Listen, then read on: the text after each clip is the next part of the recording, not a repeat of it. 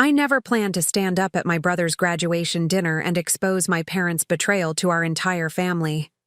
But after discovering they had secretly given my $97,000 college fund to my brother while I worked 3 jobs to pay my student loans, something inside me finally snapped. What happened next changed our family forever, and taught me that sometimes the most painful revelations lead to the most powerful transformations.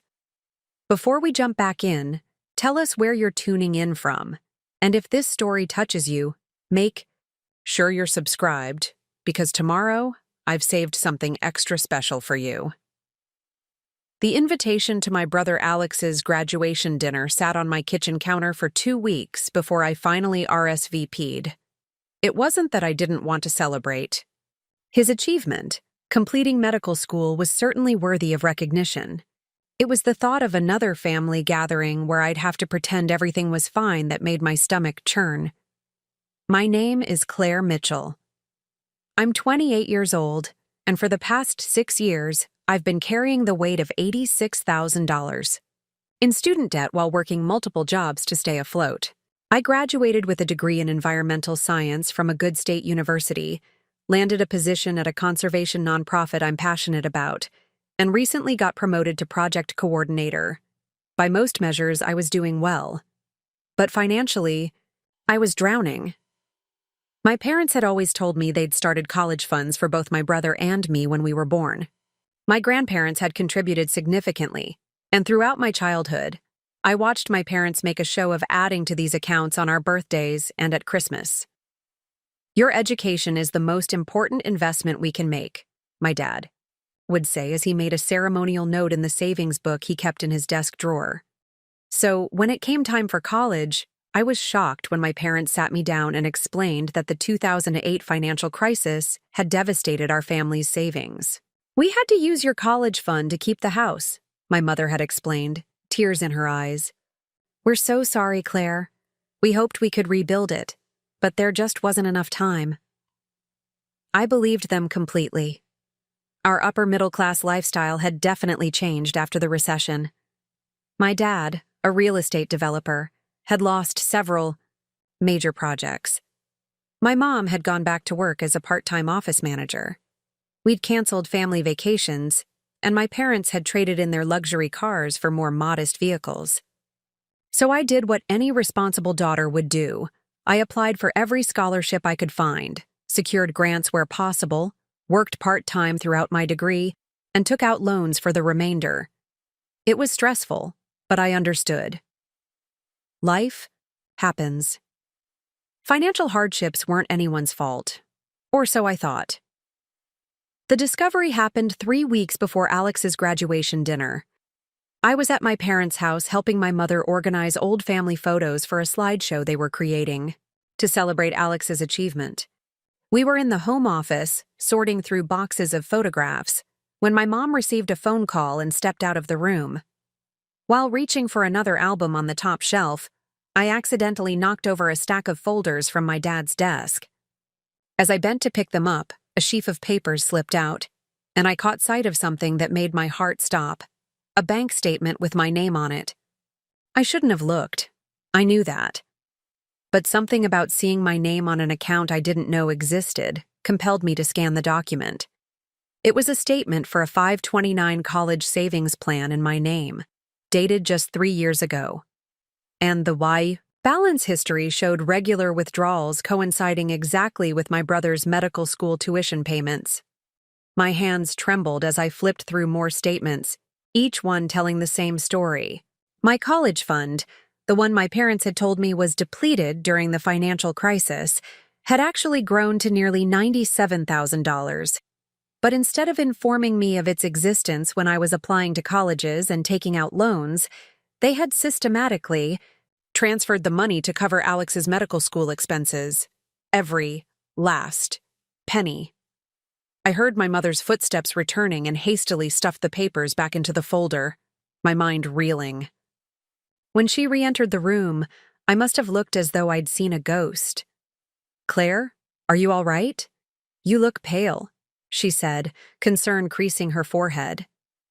"I'm fine," I lied, my voice sounding distant even to my own ears. Just a bit of a headache. Actually, I think I should probably head home and lie down. Oh, but we've barely started with the photos, she protested. I was hoping to get them all organized today. I know, I'm sorry. Maybe tomorrow? I really don't feel well suddenly. She relented, and I gathered my things, desperate to escape before I said something I couldn't take back. As I drove home, my thoughts spiraled chaotically. Had I misunderstood something? Was there some explanation that would make sense of what I'd seen? Had my brother known? Had everyone known except me? Back at my apartment, I paced the small living room, trying to process the betrayal. I'd been working 60-hour weeks for years, my full-time conservation job during the day, bartending 3 nights a week, and picking up freelance grant-writing projects on weekends. Meanwhile, I was making minimum payments on my student loans, watching the interest compound while living in a tiny studio apartment with secondhand furniture and a car that broke down every other month. And all this time, my college fund, my money, had been paying for my brother's medical degree. I called my best friend Tasha. "They did what?" she exploded after I explained what I'd found. "Claire, that's not just dishonest, it's theft." "I don't know what to do," I said, my voice breaking. Part of me wants to confront them immediately, but another part is so shocked I can barely form a coherent thought. "You need to confront them," Tasha insisted. "They can't just get away with this. Do you realize how different your life would be without that student debt? The opportunities you've had to pass up because you're working 3 jobs to make ends meet?" She was right, of course. Without my student loan burden, I could have taken that field research position in Costa Rica after graduation, the one that paid almost nothing but would have given me invaluable experience. I could have accepted the environmental advocacy role in Washington that required relocation I couldn't afford. I might even own a home by now, instead of throwing away money on rent. But confronting my parents meant acknowledging that they had deliberately deceived me, that they had valued my brother's education and future over mine, that they had watched me struggle financially for years while sitting on a secret that could have changed everything. "I need time to think," I told Tasha. "Alex's graduation dinner is in 3 weeks. I don't want to ruin his accomplishment." "His accomplishment that you paid for," Tasha reminded me sharply. After we hung up, I spent hours researching 529 plans, confirming what I already suspected. My parents, as the account owners, had legal control over the funds, even though I was the designated beneficiary. Technically, they hadn't broken any laws by redirecting the money to Alex, but they had broken my trust in the most fundamental way. Over the next few days, I observed my parents through a new lens. Every call asking how I was doing, every invitation to Sunday dinner, every comment about how proud they were of me for making it on my own, now felt like a mockery. Each time my mother complained about helping Alex with the down payment for his new condo, a graduation gift, she called it, I felt my resentment deepen. Alex himself remained oblivious to my inner turmoil. He called several times that week, excited about finishing his exams and beginning his residency. He talked about the graduation dinner, the vacation he was planning before starting at the hospital, the new car he was thinking of buying. All things I couldn't afford, partially financed by money that should have helped me start my adult life, debt-free. "Mom and Dad have been so supportive," he said during one call. "I don't know how I would have managed med school without them." I bit back the bitter response that rose to my lips. Had Alex known the money was originally mine? Was he complicit in the deception, or just another beneficiary of our parents' preferential treatment? He was 4 years younger than me, just 18 when I started college. It was possible he had no idea. A week before the graduation dinner, I reached a breaking point. I couldn't eat. I couldn't sleep. The knowledge of what my parents had done consumed my thoughts, affecting my performance at work and my overall well-being. I needed answers before I faced my entire extended family at the celebration. I drove to my parents' house unannounced. On a Tuesday evening.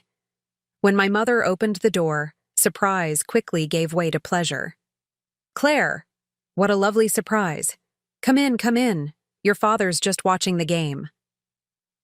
The familiar comfort of their home, the home I'd grown up in, felt suddenly alien. The photographs on the walls, the furniture I'd sat on throughout my childhood, the kitchen where we'd shared countless meals, all of it seemed like props in a performance of family life that had been, at its core, dishonest. My father looked up from the television and smiled.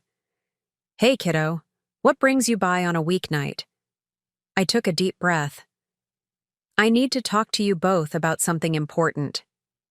Perhaps something in my tone alerted them because my father immediately muted the TV, and my mother's smile faded. They exchanged a quick glance that sent my suspicions soaring.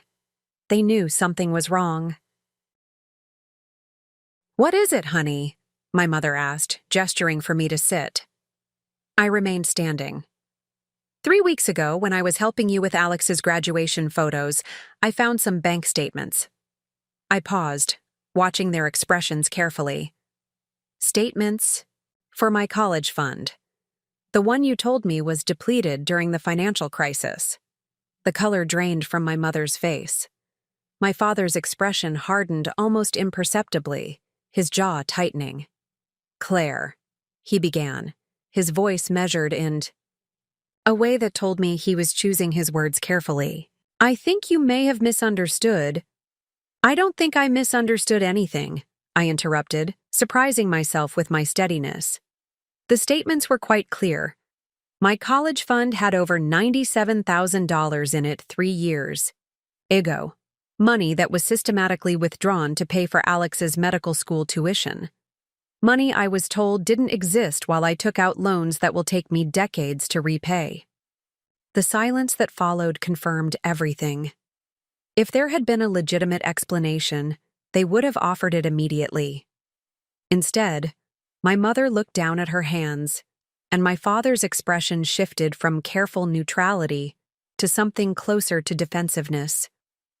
"You have to understand," my mother finally said, her voice small. "Medical school is so expensive, and Alex's career, it's such an investment in his future. We knew he wouldn't be able to manage that kind of debt and still establish himself as a doctor." Preparing and narrating this story took us a lot of time, so if you are enjoying it, subscribe to our channel. It means a lot to us. Now back to the story. "And my future?" I asked, incredulous. "My career wasn't worth the same investment?" "That's not fair, Claire," my father interjected. "Your degree was a fraction of the cost of medical school. And let's be honest, the earning potential just isn't the same." The naked calculation in his statement knocked the wind out of me. So that was it. They had made a cold assessment of which child's education would yield the better financial return and invested accordingly. "So you lied to me," I said flatly. "You watched me work multiple jobs, stress about money, miss opportunities because I couldn't afford them, all while you were paying Alex's way through medical school with money that was meant for me." "We made the decision we thought was best for the family," my father said, his tone hardening. "Alex will be able to help support us in our retirement, and he'll be able to help you too, eventually." The presumption that I would want or need my younger brother's financial help after what they'd done was the final insult. The idea that my independence and financial security had been sacrificed for some future family prosperity that would trickle down to me if I remained deserving was almost too much to bear. "Did Alex know?" I asked. "Does he know where his medical school money came from?" My parents exchanged another glance. "No," my mother admitted. "We didn't see any reason to burden him with that information. It would only have created unnecessary conflict." "Unnecessary conflict," I repeated, the phrase tasting bitter in my mouth. "Like I'm experiencing right now? Or did you just think I would never find out?" "We were planning to make it up to you," my father said, an edge of desperation. entering his voice for the first time. Once Alex is established in his practice, we were going to help you with your loans. So not only did you steal from me, but you made that decision without ever giving me a choice or even the dignity of the truth, I said, my voice shaking now despite my best efforts. You decided that Alex's dreams were more valuable than mine, and you've watched me struggle for years knowing you were the cause of that struggle. That's not fair, Claire, my mother protested. We love you both equally. We just had to make difficult choices. No, I said, a strange calm settling over me. You made the easy choice. The easy choice was to prioritize the son you've always favored and lie to me rather than have an honest conversation. The easy choice was to assume I would be too blind or too loyal to ever question you. I picked up my purse and moved toward the door, suddenly desperate to be anywhere but there. Claire, wait, my father called. Don't leave like this. Let's talk about it. I turned back, meeting their worried gazes. We just did talk about it, I said quietly. And all you've offered are justifications, not apologies. I need time to process this. What about Alex's graduation dinner next week? My mother asked, panic edging her voice. You'll still come, won't you? It would break his heart if you weren't there. The irony of her concern for Alex's heart when mine was shattered at their feet wasn't lost on me. I'll be there, I said, after a moment. But not for you. For Alex. He deserves to celebrate his achievement, regardless of how it was financed. As I drove home that night, tears finally broke through the shock that had sustained me through the confrontation. I cried for the young woman who had trusted her parents implicitly, for the years of unnecessary hardship, for the opportunities lost that I would never get back. But beneath the grief, something else was taking root, a steely determination I hadn't known I possessed. This betrayal had revealed something important. I couldn't count on anyone but myself to secure my future or protect my interests. And if that was the case, I needed to make some significant changes. The next morning, I called my student loan provider and requested a full accounting of my balance, payment history, and projected payoff timeline. The customer service representative was surprisingly helpful, walking me through consolidation, options and income-based repayment plans that might ease my immediate burden. And if I wanted to make additional payments to reduce the principal faster, I asked. That would significantly reduce the overall interest you'll pay, she explained. Even an extra $100 a month could shave years off your repayment. Period. I thanked her and hung up, immediately opening my laptop to create a spreadsheet. For the first time since graduation, I mapped out every dollar of my income and expenses, identifying areas where I could cut costs. The picture wasn't pretty, but it was clarifying. If I maintained my current 3-job schedule and eliminated every non-essential expense, I could increase my loan payments by $300 a month. It would mean no restaurants, no new clothes, no streaming services, and no vacations for the foreseeable future. But it would also mean regaining control of my financial future, rather than letting it be dictated by choices others had made for me. Later that day, I received a text from Alex. Mom says you might not make it to my graduation dinner. Everything okay? I stared at the message, uncertain how to respond. Should I tell him what I'd discovered? Did he deserve to know that his education had come at the expense of mine? Or would that only burden him with guilt over a decision he hadn't made? I'll be there, I replied finally. Looking forward to celebrating with you. It wasn't a lie. I was looking forward to celebrating my brother's achievement. His completion of medical school was impressive regardless of how it had been financed.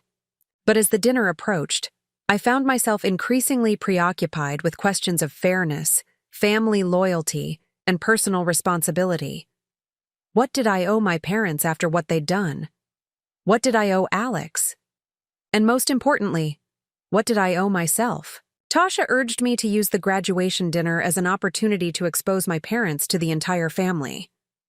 Make them face what they did, she insisted, They shouldn't get to pretend to be proud, supportive parents when they sacrificed your future, for Alex's. But the thought of creating a scene at my brother's celebration felt wrong, regardless of the legitimacy of my grievance. This wasn't about punishing my parents or embarrassing them publicly. It was about something more fundamental, reclaiming my narrative and my future from those who had attempted to define it for me without my knowledge or consent. The night before the graduation dinner, I sat on my small balcony watching the sunset, a strange peace settling over me. The hurt remained, deep and raw, but alongside it grew a clear-eyed understanding of what needed to happen next. My parents had made their choice years ago. Now it was time for me to make mine. When I arrived at the upscale restaurant where the graduation dinner was being held, I was the picture of composure in a simple navy dress I'd owned for years. My mother rushed over immediately, her eyes anxious despite her broad smile. "You're here," she said, embracing me stiffly. "We weren't sure you'd come." "I said I would," I replied evenly, extracting myself from her arms. "Where's the graduate?" Alex was holding court at the far end of the private dining room, surrounded by relatives congratulating him. When he spotted me, his face lit up with genuine pleasure. Whatever else was true, my brother and I had always been close, and his affection for me was real. "Claire?" he called, breaking away from the group to envelop me in a bear hug.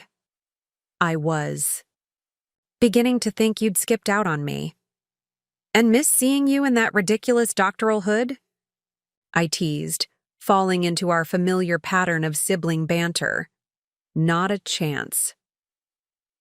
As we chatted about his ceremony and plans for residency, I searched his face for any sign of knowledge about our parents' deception. But all I saw was my brother, brilliant, kind-hearted, and completely unaware that his success had been partially built on a foundation of lies that had undermined mine. Dinner was an elaborate affair. My parents had spared no expense, ordering multiple bottles of champagne and encouraging everyone to select whatever they wanted from the menu where entrees started at $40. Another reminder of financial priorities that sent a spike of resentment through me. After the main course, my father stood and tapped his glass for attention. "I'd like to propose a toast to my son, Dr. Alexander Mitchell," he announced, his voice swelling with pride. "Alex, your mother and I could not be prouder of what you've accomplished. You've worked incredibly hard, and we've been honored to support you every step of the way." The room erupted in applause as Alex ducked his head modestly. "We always believed in investing in our children's futures," my father continued, raising his glass higher. "And watching you achieve this dream proves that our investment was well placed." Something snapped inside me. Not with a roar of anger, but with a quiet click of absolute clarity. Before I could reconsider, I was on my feet, glass in hand. "I'd like to add something," I said, my voice steady despite the adrenaline coursing through me. The room quieted, all eyes turning to me. My mother's expression shifted from surprise to alarm, and my father's smile froze in place. "Alex," I said, turning to my brother, "your accomplishment is extraordinary, and you deserve every bit of recognition you're receiving tonight. Your dedication to becoming a doctor has been inspiring to watch, and I have no doubt you'll make a wonderful physician." I paused, taking a deliberate sip from my water glass. "But tonight isn't just a celebration of your achievement. It's also an opportunity for honesty." I looked directly at my parents now.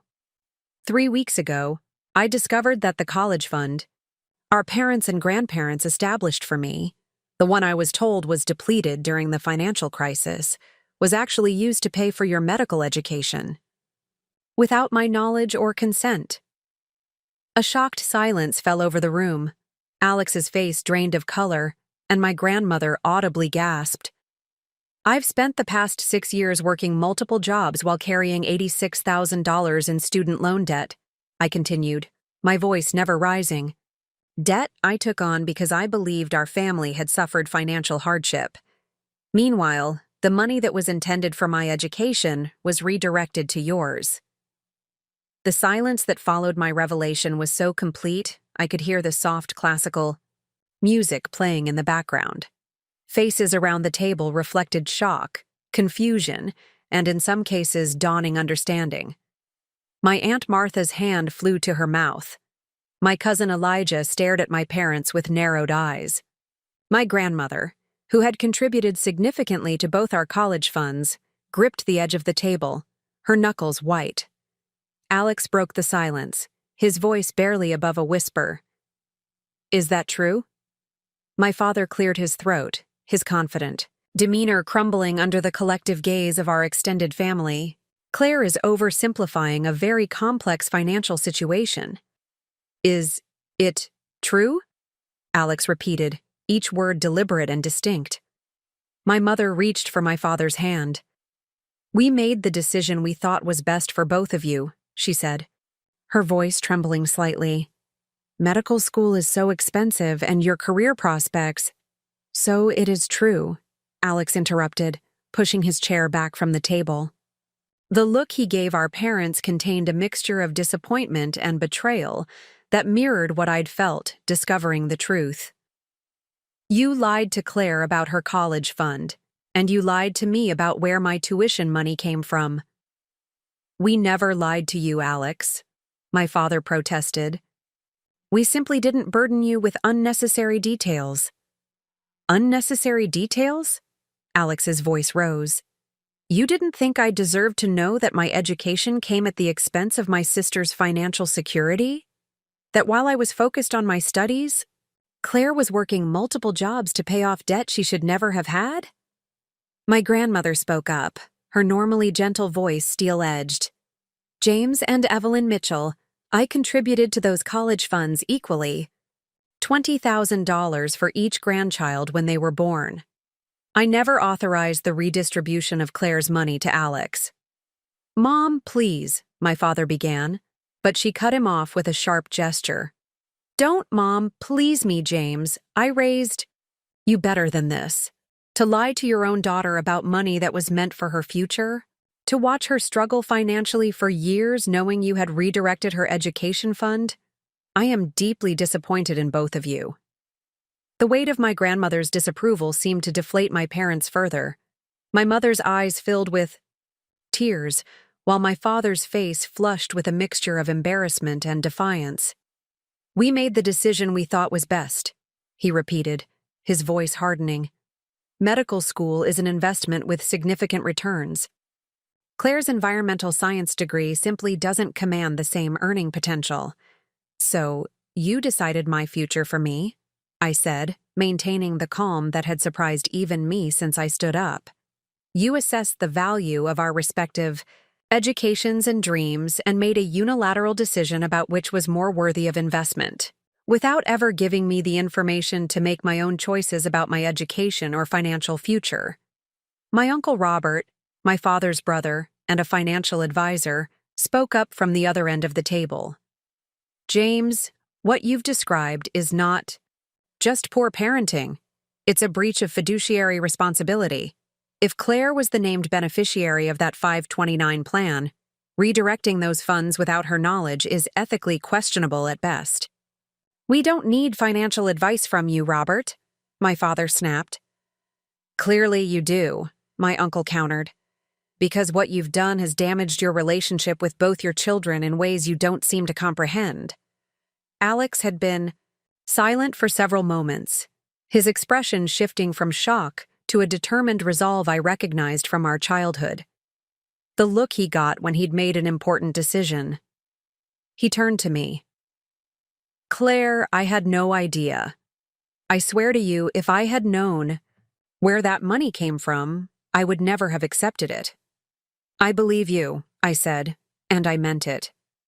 Whatever issues I had with my parents' decisions, I knew my brother well enough to be certain he wouldn't have knowingly built his success on my sacrifice. Alex turned back to our parents. "I want to know exactly how much of Claire's college fund went toward my medical education, down to the penny." My father shifted uncomfortably. Alex, this isn't the time or place. It's exactly the time and place, Alex insisted, since apparently this family only addresses important issues when they can no longer be hidden. He pulled out his phone. Give me a number, Dad, now. My father hesitated, then sighed heavily. $97,428. Alex tapped on his phone screen, then held it up. I've just transferred $50,000 to Claire. It's all I have in my savings right now, but I promise you'll get the rest within 6 months. Alex, no, I protested, genuinely shocked. That's your money. You worked for that during med school. This isn't your debt to repay. It's not about debt, Alex said firmly. It's about fairness. That money was meant for your education. Our parents made a decision that benefited me at your expense without either of us knowing.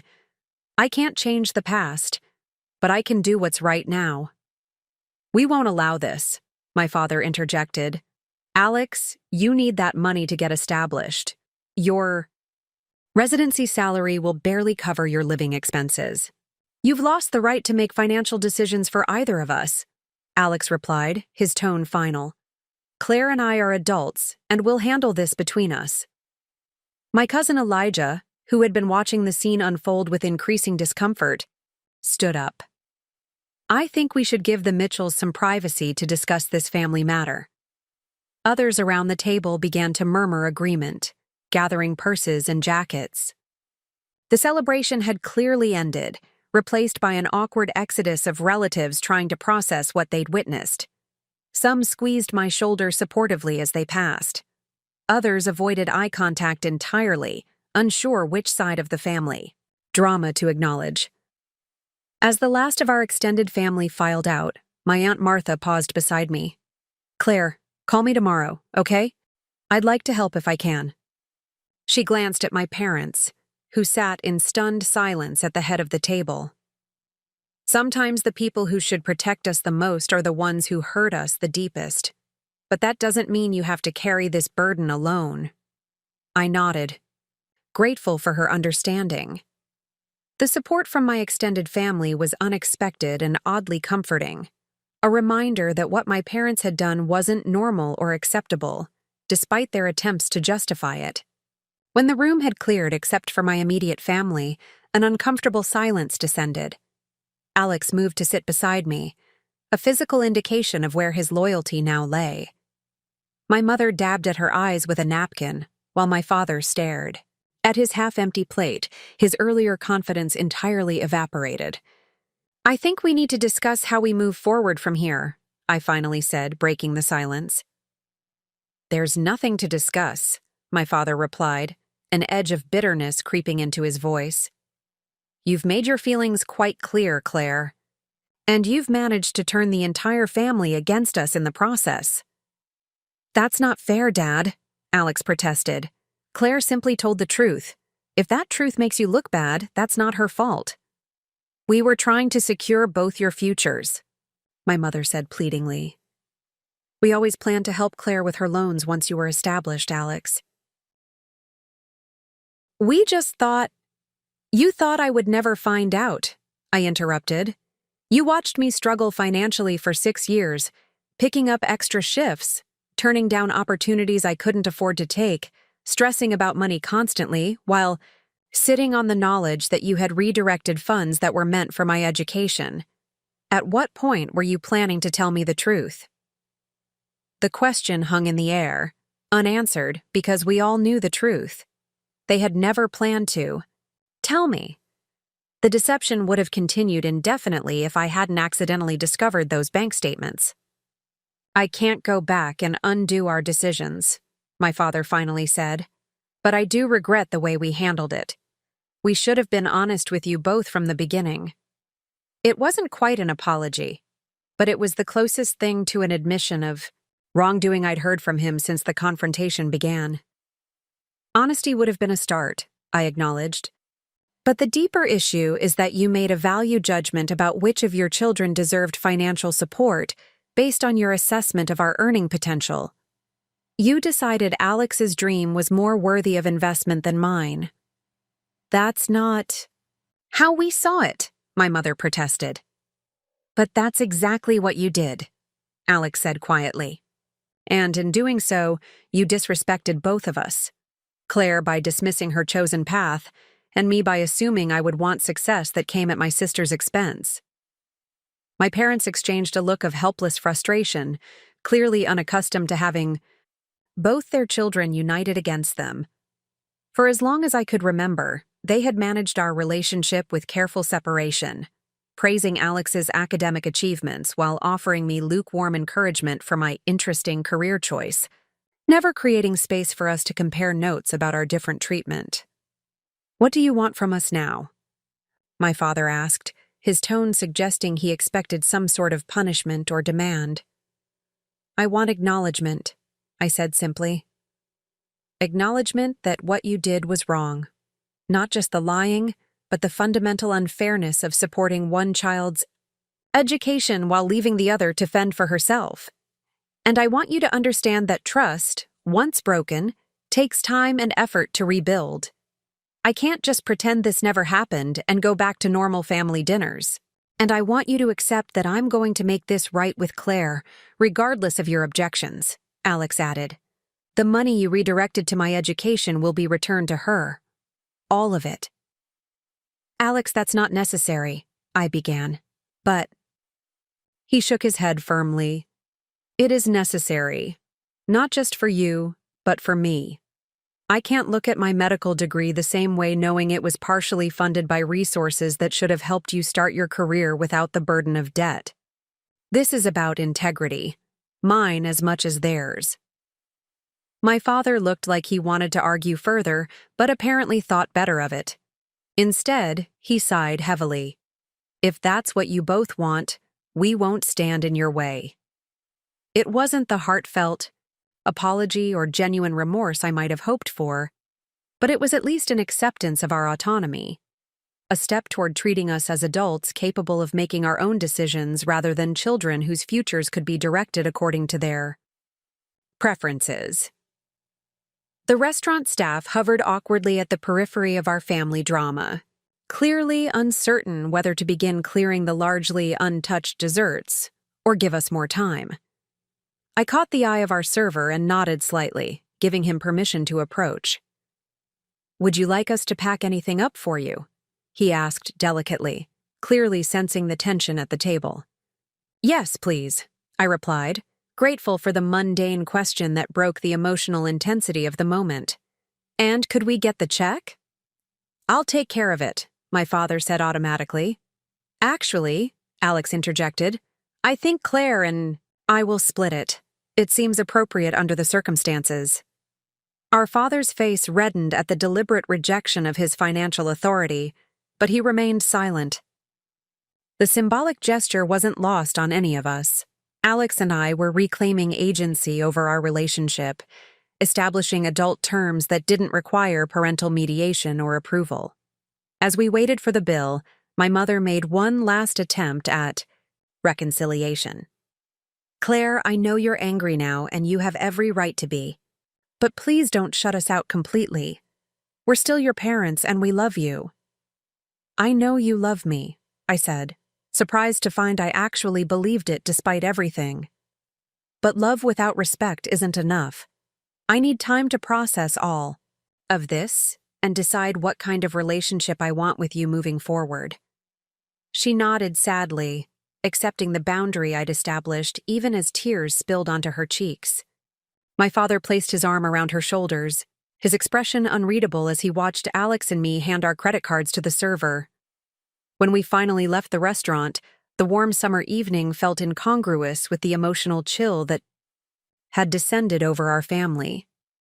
My parents headed toward their car with subdued goodbyes, while Alex and I lingered on the sidewalk, neither quite ready to end the evening. "I meant what I said in there," Alex said, breaking the silence. "I'm going to make this right." "You don't have to fix their mistake," I replied. "This isn't your responsibility." "Maybe not. But what kind of doctor would I be if I knowingly benefited from someone else's harm and did nothing to address it?" He smiled ruefully. Besides, I took an oath to, first, do no harm. I'd like to think that extends beyond my patience to my family. I couldn't help but smile back, despite the emotional exhaustion of the evening. When did my little brother get so wise? Probably around the same time my big sister got brave enough to stand up for herself in front of our entire extended family, he replied, nudging my shoulder gently. That took serious courage, Claire. It didn't feel like courage, I admitted. It felt like something inside me finally refused to be silent anymore. Like I couldn't keep pretending everything was fine when it so clearly wasn't.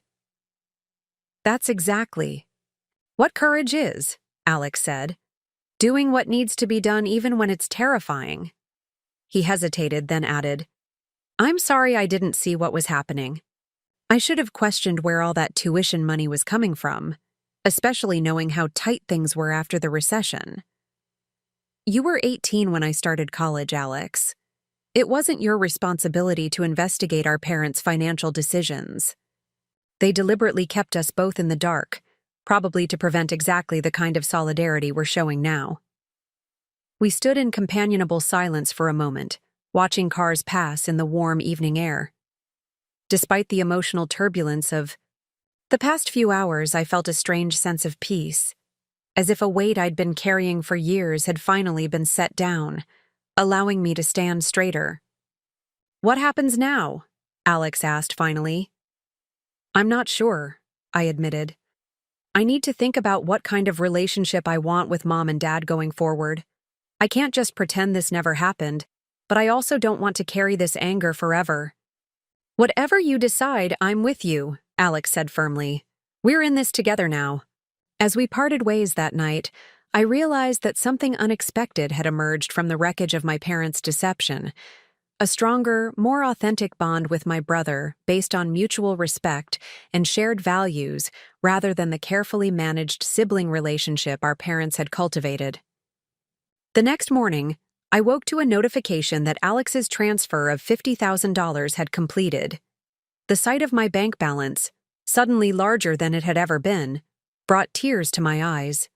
Not because of the money itself, but because of what it represented. A concrete acknowledgement that what had happened to me was wrong, and a commitment to making it right. I called my student loan servicer immediately and made a payment that reduced my principal by $40,000, keeping $10,000 as an emergency fund, something I'd never been able to afford before. The customer service representative actually cheered when I told her what I was doing. You just saved yourself over $26,000 in interest, she informed me, and cut your repayment timeline nearly in half. Congratulations! After the call, I sat at my small kitchen table, calculator in hand, mapping out my new financial reality. With the reduced loan balance and Alex's promised additional payments, I could be debt-free within 18 months rather than the 12 years I'd been facing. The realization was so overwhelming I had to put my head in my hands for a moment, overcome by the possibilities suddenly available to me. I could reduce my hours at the bar, using that time to develop the community conservation program I'd been drafting in stolen moments between shifts. I could apply for the field research position in the Cascade Mountains that I'd reluctantly declined just a month earlier because I couldn't afford the temporary pay cut. I could even start saving for a down payment on a small condo, something that had seemed like an impossible dream just 24 hours ago. My phone rang, startling me out of my planning. It was my grandmother. Claire, she said when I answered, her voice warm but concerned. I wanted to check on you this morning. Last night was quite something. I'm okay, Grandma, I assured her.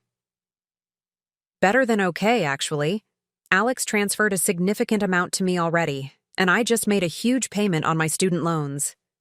Good, she said firmly. Though it should never have come to this. I want you to know that I had no idea what your parents had done with the money I contributed to your education fund. If I had known, I would have stepped in years ago. I believe you, I said, and I did.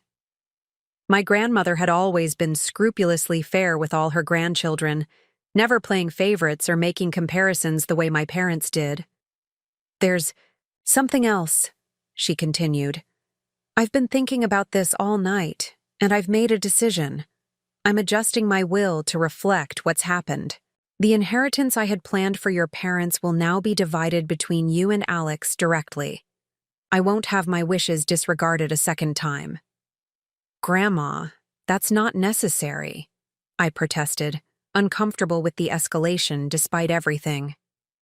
"It absolutely is necessary," she replied, her tone brooking no argument. "Actions have consequences, Claire. Your parents made choices that violated my explicit intentions for the money I contributed to your education. I'm simply ensuring that doesn't happen again." After we hung up, I sat back, processing this unexpected development. My grandmother's decision represented another layer of consequences rippling outward from my decision to speak the truth. Consequences that would reshape family dynamics for years to come. My phone buzzed with a text from Tasha. "How are you holding up? Do you need company?" I considered her offer, grateful for her concern, but surprisingly content in my solitude. For the first time in years, I felt a sense of agency over my life and future that had been missing since I discovered my parents' deception. The path forward wasn't entirely clear, but it was mine to determine, not dictated by financial constraints imposed without my knowledge or consent. "I'm doing okay," I texted back, actually making plans for the first time in a long time. "Rain check on the company? Maybe dinner next week to celebrate?" "Absolutely," she replied. "Proud of you, Claire. What you did took serious guts." As I set my phone down, I realized that was exactly what I felt. Proud. Not of the family drama, or the hurt feelings, but of my refusal to continue participating in a narrative built on deception. Proud of finally advocating for myself after years of accepting less than I deserved. Later that afternoon, my mother called. I hesitated before answering, unsure if I was ready for another emotional conversation, but ultimately decided that avoidance wouldn't help either of us move forward. "Claire," she began, her voice subdued, "I've been thinking about everything that happened last night, and I owe you an apology. A real one, not the justifications we offered before." I remained silent, giving her space to continue. "What we did was wrong," she admitted, her voice catching slightly. "Not just keeping the truth from you, but the fundamental unfairness of how we allocated resources between you and your brother. We convinced ourselves we were making rational financial decisions. But the truth is, we've always found it easier to support Alex's path because it aligned with what we understood and valued." It was the most honest assessment she'd offered since the confrontation began, and I felt something tight in my chest begin to loosen slightly. "Your father and I come from a generation and background where traditional measures of success were clear: prestigious degrees, high-earning professions, material security," she continued. "We projected those values onto both of you without considering that success might look different in your eyes. Your passion for environmental conservation, your commitment to work that aligns with your values. We failed to recognize the worth in that path because it didn't fit our narrow definition of achievement." "Thank you for acknowledging that," I said quietly. "It means more than you know." "We can't undo the past," she said, "but we want to try to rebuild your trust, if you'll let us. Whatever that looks like, whatever you need, we're committed to doing better." It wasn't an overnight transformation, and I harbored no illusions that years of established patterns would change easily or quickly. But it was a beginning, an opening for a more honest, respectful relationship if we were all willing to do the difficult work required. "I need time," I told her truthfully. "This isn't something I can just move past immediately, but I'm open to working toward a healthier relationship, as long as that includes honest communication and respect for my choices going forward." "That's fair," she acknowledged. "More than fair, considering everything." After we hung up, I stepped out onto my small balcony, watching the sunset paint the sky in spectacular shades of pink and gold. 6 weeks ago, I had discovered a betrayal that shook the foundation of my understanding of family and obligation. Tonight, I stood at the threshold of a future suddenly expanded by possibility, not just financially, but emotionally and relationally as well. The path forward wouldn't be simple or straightforward. Rebuilding trust with my parents would take time and consistent effort from all of us. Managing the complex emotions around Alex's generosity and our evolving sibling relationship would require ongoing conversation and adjustment. Navigating family gatherings with relatives who had witnessed our private drama spilling into public view would be awkward for some time to come. But for the first time in years, I faced these challenges from a position of authenticity rather than accommodation, truth rather than pretense. I had found my voice and used it to reshape a narrative that had been written without my consent. Whatever came next would be, at least in part, of my own making. As darkness fell and stars began to appear in the night sky, I made a promise to myself to honor my own needs and boundaries with the same dedication I'd always shown to others. To recognize that advocating for myself wasn't selfish but necessary. To remember that sometimes the most difficult truths are the ones most essential to speak. The revelation at Alex's graduation dinner hadn't just exposed my parents' deception. It had revealed my own capacity for courage in the face of injustice, and that perhaps was the most valuable discovery of all. 3 months after Alex's graduation dinner, I stood in the doorway of my new office at the Northwest Conservation Alliance, watching the morning sunlight stream through tall windows that overlooked Elliott Bay. The view was spectacular. Ferries, cutting white paths across the water, the Olympic Mountains rising in the distance, their peaks already dusted with early autumn snow. But more breathtaking than the scenery was what this space represented, a tangible manifestation of how dramatically my life had changed in just 12 weeks. I ran my fingers along the edge of my desk, a simple but elegant piece crafted from reclaimed Douglas fir. On its surface sat a framed certificate acknowledging my recent appointment as Director of Community Engagement, a position I'd never have had the courage to apply for before the revelation that had reshaped my understanding of my worth and potential. The job offer had come 6 weeks after Alex's graduation dinner. I'd been interviewing for a modest field research position when the executive director, Margot Chen, asked a question that changed everything. "Have you considered a leadership role with us? We're looking for someone to head our community engagement initiatives, and your background in both science and communication makes you an interesting candidate." My first instinct had been to demur, to explain that I lacked the necessary experience, that I wasn't qualified for leadership, that I should start with something more entry-level. But then I'd caught myself, recognizing the familiar pattern of self-minimization that had characterized so much of my professional life. Instead, I'd met Margot's gaze steadily and said, "I'd be very interested in discussing that opportunity. I believe I could bring valuable perspective to the role." Now, as I organized my workspace in preparation for my first team meeting, I marveled at how different my internal dialogue had become. The voice that had constantly whispered, "You're not enough," had been replaced by a quieter but more insistent question, "Why not you?" My phone chimed with a text from Alex. "First day of new job, crushing it yet?" I smiled, snapping a quick photo of my view and sending it with the caption, "Not bad for someone with an impractical environmental science degree, huh?" His response came immediately. "Dr. Bro says the only impractical thing was Mom and Dad's assessment of your potential. Go save the world, sis." The easy camaraderie in our exchange reflected the transformed relationship that had emerged from the wreckage of our parents' deception. Where once we'd been siblings whose interactions were largely mediated through our parents, updates shared at family dinners, achievements relayed through maternal announcements, we now communicated directly and frequently, building an adult relationship based on mutual respect and genuine interest in each other's lives. Alex had made good on his promise, transferring the remainder of my college fund over the course of several months as his residency salary allowed.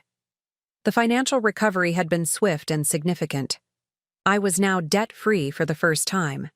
Since college, with a modest emergency fund and the beginnings of savings for a down payment on a home of my own.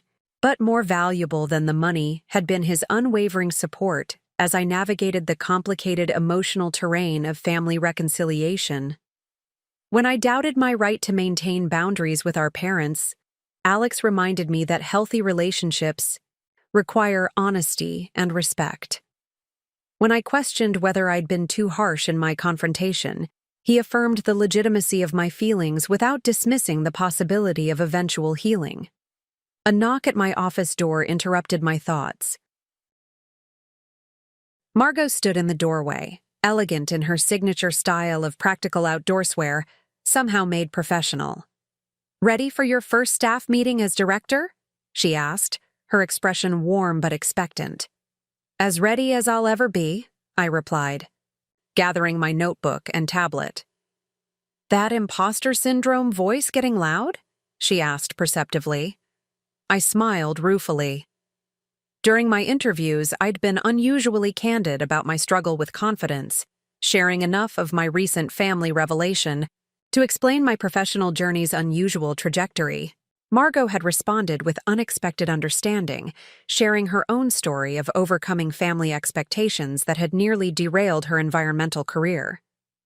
"The voice is there," I admitted, "but it's not in charge anymore." "Good," she said, firmly. "Because I didn't hire you despite your unconventional path, I hired you because of it. Your experience navigating obstacles and advocating for yourself translates directly to the work we do. Conservation isn't just about scientific knowledge, it's about persistence, creativity, and the courage to challenge established systems that aren't working." As we walked to the conference room together, I reflected on how dramatically my professional self-perception had shifted. For years, I'd viewed my patchwork of jobs and delayed career advancement as evidence of some fundamental inadequacy. Now, I recognized that surviving those challenging circumstances had developed precisely the resilience and determination that made me valuable in my new role. The staff meeting went better than I could have hoped. The team was receptive to my ideas for expanding community involvement in conservation efforts, particularly my proposal to develop programs targeting underrepresented communities. By acknowledging the gaps in our outreach and demonstrating genuine interest in diverse perspectives, I established myself as a thoughtful leader, rather than simply an authority figure. As the meeting concluded, several team members lingered to discuss specific initiatives they were excited to develop under my direction.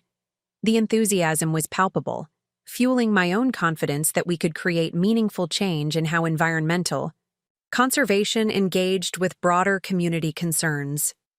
Back in my office, I was reviewing meeting notes when my phone rang. My mother's name appeared on the screen, sending a familiar tightness through my chest. Despite months of cautious rebuilding, our relationship remained tentative, characterized by careful conversation rather than the easy interaction of years past. I took a deep breath before answering. "Hi, Mom." "Claire," she said, her voice carrying the slight hesitancy that had become customary in our exchanges. "I hope I'm not interrupting your work." "It's fine," I assured her. "Today's my first day in the new position. I just finished my initial staff meeting." "How did it go?" she asked, genuine interest evident in her tone. "Really well," I said, allowing myself to share my enthusiasm. "The team seems excited about the direction we're headed, and I feel like I have a lot to contribute." "That's wonderful," she said, warmly. "Your father and I were talking about how perfect this role sounds for you, combining your environmental expertise with your natural ability to connect with people."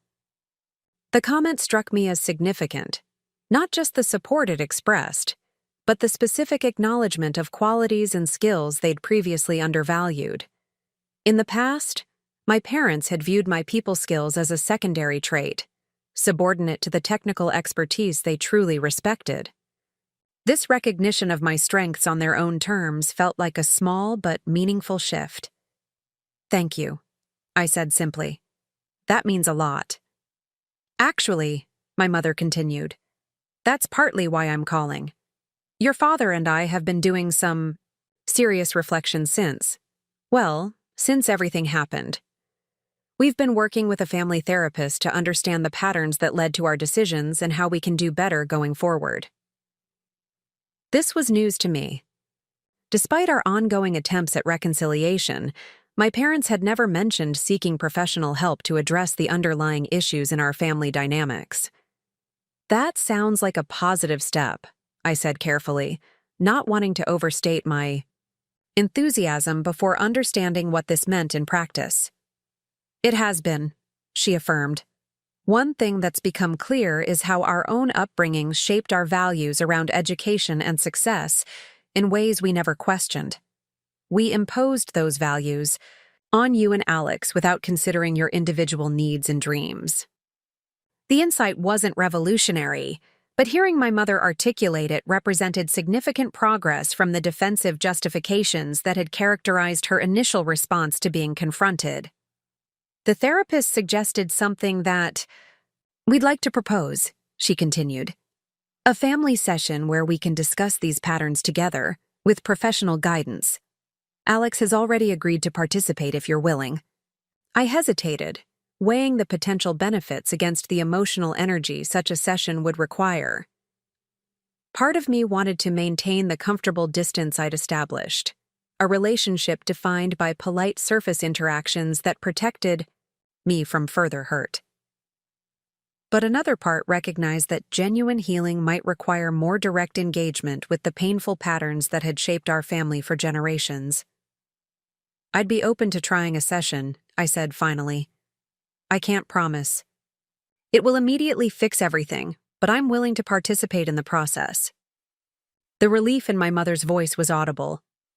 "That's all we're asking, Claire. Just a willingness to try. The therapist is available next Saturday morning if that works with your schedule." After confirming the details and ending the call, I turned back to my office window, watching eagles circle above the bay, riding thermal currents with effortless grace. Their flight seemed an apt metaphor for what I was learning about navigation. Sometimes progress required challenging resistance head-on, and sometimes it meant finding currents that would carry you forward with less struggle. The family therapy session that Saturday proved less daunting than I'd anticipated. Dr. Leanne Cortez created a structured environment that prevented the conversation from devolving into defensive posturing or accusation. Instead, she guided us through exercises designed to identify family patterns without assigning blame, helping us recognize how certain dynamics had been passed down through generations. "Claire and Alex," she said at one point, "could you each share a memory from childhood that you feel reflected the family values around achievement and success?" Alex described the elaborate celebration our parents had organized when he was accepted to his prestigious undergraduate program, the catered party, the announcements sent to extended family, the frequent retellings of the accomplishment at subsequent gatherings. I shared a contrasting memory. My selection for a competitive environmental leadership camp being acknowledged with polite interest, but minimal fanfare, despite it being equally selective in its field. "And James, Evelyn," Dr. Cortez continued, turning to our parents, "how do those memories align with your own experiences growing up? What messages did you receive about what types of achievement merited celebration?" My father spoke of his parents' emphasis on traditional professional paths, medicine, law, business, and their dismissal of his brief interest in architecture as an impractical hobby. My mother described the gender expectations in her family, where her brother's academic accomplishments were invested in heavily, while her equal grades were viewed as personal satisfaction rather than career preparation. "We often unconsciously recreate the patterns we experienced," Dr. Cortez explained, "even when we believe we're making entirely different choices. The value hierarchies we absorbed as children become the lenses through which we view our own. Children's paths, unless we deliberately examine and challenge them, The session didn't produce dramatic reconciliation or tearful embraces, but it established a framework for understanding how our family had arrived at such harmful patterns and created space for imagining different possibilities moving forward. We agreed to continue with monthly sessions, a commitment to ongoing work rather than expecting instant resolution. As Alex and I walked to our cars afterward, he nudged my shoulder gently. "That wasn't completely terrible, right?" I smiled despite myself. Actually, it was kind of illuminating. I never realized how much Grandpa Morton's dismissal of Dad's architecture interest paralleled their response to my environmental work. Generational patterns, Alex nodded, makes you think about what we might unconsciously carry forward if we have kids someday. At least we're aware of it now, I pointed out. That's the first step toward breaking the cycle. Speaking of breaking cycles, Alex said, his expression growing more serious. I wanted to talk to you about something. Remember that nonprofit medical clinic I mentioned? The one serving uninsured patients in underserved communities? I nodded. Alex had spoken enthusiastically about the organization during his medical school rotations. They've offered me a position starting after my residency, he continued.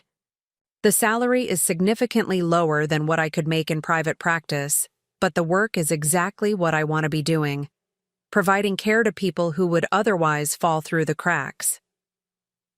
That sounds perfect for you, I said sincerely. You've always talked about wanting medicine to be about service, not just income.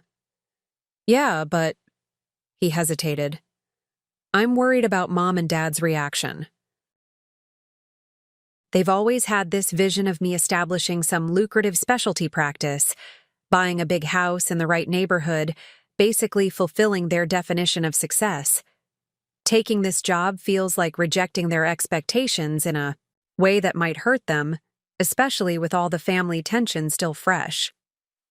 I considered his dilemma, recognizing the complex interplay of obligation, autonomy, and family expectations that had shaped both our lives for so long. What would you tell me if I were facing this decision? I asked finally. A slow smile spread across his face as he recognized the rhetorical trap. I'd tell you to follow your values and trust that anyone who truly loves you will support your authentic choices even if they don't align with their preferences. Exactly, I said. And I'd add that you aren't responsible for managing their emotional response to your legitimate life choices. Part of building healthier family relationships is establishing that boundary. Alex nodded thoughtfully. When did my big sister get so wise? Probably around the same time my little brother became so insightful about generational patterns, I replied, echoing his earlier words from the graduation dinner aftermath. We parted with a hug that felt different from our embraces of the past, a connection between equals rather than siblings occupying the roles our parents had assigned us. As I drove home, I reflected on how profoundly our relationship had evolved through the crucible of family crisis, emerging stronger and more authentic than seemed possible in those first raw days after the revelation. The following weeks brought a steady rhythm of work challenges and personal growth. My role at the Northwest Conservation Alliance pushed me to develop leadership skills I'd never had the opportunity to exercise before. When our major fundraising event faced a venue crisis 2 weeks before the date, I coordinated a team response that not only secured an alternative location, but transformed the potential disaster into an opportunity to showcase our organization's resilience and creativity. I've never seen someone handle a crisis with such calm competence, Margot commented afterward. Most new directors would have panicked or tried to solve everything themselves, but you trusted your team while providing clear direction. That's the mark of genuine leadership. Her words reinforced my growing recognition that the skills I'd developed navigating personal challenges translated directly to professional contexts. Years of balancing multiple jobs had honed my time management and prioritization abilities. Maintaining boundaries with my parents had strengthened my capacity to make difficult decisions without succumbing to people-pleasing tendencies. Even my experience confronting uncomfortable truths at Alex's graduation dinner had built courage that served me well when advocating for controversial conservation positions. This realization represented a profound shift in how I understood my past struggles. What I had viewed as merely surviving difficult circumstances had actually been building a unique skill set that distinguished me professionally. The very challenges that had seemed to delay my career advancement had been preparing me for leadership in ways a more conventional path might not have. This perspective transformation extended to my financial approach as well. The freedom from student debt created by Alex's repayment of my college fund allowed me to establish healthier patterns around money. I worked with a financial advisor to develop a comprehensive plan that included retirement savings, an emergency fund, and a realistic timeline for homeownership. "You're actually in a better position than many clients your age," the advisor observed during our second meeting. "Your experience managing limited resources has made you naturally disciplined about spending, and you don't have the lifestyle inflation issues I often see with young professionals." The comment struck me as another example of how circumstances I'd perceived as purely negative contained hidden benefits. The financial constraints I'd resented had fostered habits that now supported my long-term security. As autumn deepened toward winter, I began house hunting, a prospect that would have seemed impossible just months earlier. My modest salary would have made home ownership a distant dream while carrying substantial student debt, but my new financial reality opened possibilities I'd never allowed myself to seriously consider. After viewing several properties that didn't quite fit my vision, my realtor suggested a small craftsman bungalow in a diverse neighborhood undergoing community-led revitalization. The house needed cosmetic updates but had good bones, a manageable garden space for growing vegetables, and proximity to both public transportation and nature trails. "It's at the lower end of your budget," the realtor noted as we walked through the sun-filled living room with its original built-in bookshelves. "Leaves room for the updates you'll want to make, while still giving you a monthly payment well within your comfort zone." As I explored the space, I could envision a life constructed around my values rather than financial constraints. Hosting community meetings for local conservation initiatives in the dining room, cultivating native plants in the backyard to demonstrate sustainable gardening, creating a home office where I could occasionally work remotely without the distractions of my previous cramped apartment. "I'd like to make an offer," I decided, surprising myself with the certainty I felt. The Claire of a year ago would have hesitated, second-guessed, perhaps even talked herself out of such a significant commitment. But this Claire, the one who had found her voice and reclaimed her agency, recognized an opportunity aligned with her authentic desires and moved decisively toward it. My offer was accepted the following day, initiating a whirlwind of inspections, paperwork, and planning that culminated 6 weeks later with the realtor handing me the keys to my first home. As I stood on the porch, my porch, I texted a photo to Alex, who responded with a string of celebratory emojis and a message, "Housewarming party? I can fly in next weekend if that works." The suggestion evolved into a small gathering that represented the reconfigured relationships in my life. Alex flew in from his residency program in Chicago. Tasha and a few close friends helped arrange furniture and hang artwork. My grandmother brought heirloom dishes she'd been saving for me, when you were settled enough to appreciate them. Even my parents attended, bringing a carefully chosen houseplant and a handwritten card expressing genuine pride in my achievement without attempting to take credit for it. As we shared pizza and wine in my partially furnished living room, I observed the easy interaction between these different spheres of my life. Alex discussing urban healthcare challenges with my colleague from the Conservation Alliance. My father engaged in surprisingly animated conversation with Tasha about native plant gardening. My mother helping my grandmother arrange her gifted dishes in my kitchen cabinets. The scene represented a new normal that would have been unimaginable the night I discovered my parents' deception. Later, as the gathering wound down and guests began departing, my father lingered behind, appearing uncharacteristically uncertain. "Claire," he began hesitantly, I was hoping we might have a moment to talk. I nodded, leading him to the small back porch where we could speak privately. The evening air was crisp but not uncomfortable, the sky clear enough to reveal a scatter of stars despite the city lights. "This is a lovely home," he said, gesturing to encompass both the house and the modestly sized yard. "You've chosen well." "Thank you," I replied, waiting for him to continue. He cleared his throat, clearly struggling with whatever he wanted to express. "I've been doing a lot of thinking since our therapy sessions began, about the kind of father I've been, the kind of father I want to be going forward." I remained silent, giving him space to find his words. "When I look at what you've accomplished, this home, your new position, the way you've handled everything that happened, I feel incredibly proud," he continued. "But I also feel profound regret, because I recognize how little credit I gave to your capabilities and choices. I underestimated you, Claire. I measured your potential by standards that had nothing to do with who you actually are." The admission caught me off guard. While our family therapy sessions had been productive, my father had generally engaged more with abstract patterns than personal accountability. This direct acknowledgement of his specific failure in our relationship represented a significant step. "I don't expect this one conversation to undo years of feeling undervalued," he added, "but I wanted you to know that I see now what I couldn't see before.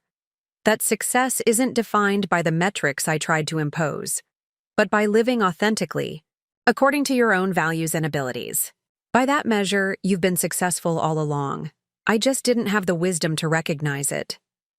Tears pricked at my eyes, unexpected emotion rising in response to words I'd needed to hear for so long. "That means a lot to me, Dad. Your mother and I were talking recently about how different our family might be now if we'd supported your environmental path the way we supported Alex's medical one," he continued. "If we'd celebrated your accomplishments with the same enthusiasm, if we'd invested equally in both your futures. We can't change those choices, but we can acknowledge the harm they caused and commit to different patterns going forward." We spoke for nearly an hour on that porch, having perhaps the most honest conversation of our adult relationship. My father shared insights from his individual therapy sessions, how his own father's narrow definition of masculine success had shaped his perspective, how the financial pressure of maintaining a certain lifestyle had driven decisions he now regretted, how fear of failing as a provider had masked itself as pragmatic financial planning. In turn, I shared more about my professional vision, my hopes for creating meaningful environmental change through community engagement, and the values that drove my choices even when they diverged from conventional measures of success.